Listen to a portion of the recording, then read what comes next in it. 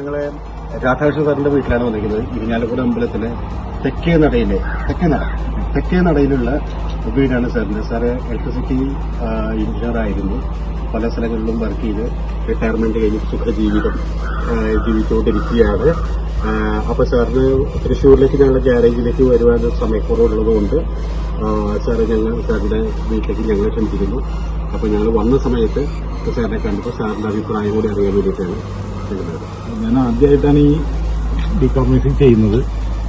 അപ്പോൾ ഇന്നിപ്പോൾ നമ്മളിങ്ങനെ ഇവരുടെ ആഡ് ഇതൊക്കെ കണ്ടിങ്ങനെ റിവ്യൂസൊക്കെ കണ്ടു കഴിഞ്ഞപ്പോഴാണ് ഇത് ചെയ്യാം എന്നുള്ളത് തീരുമാനമെടുത്തപ്പോൾ ഒരു ഫോണിൽ കൂടെ സംസാരിച്ചു.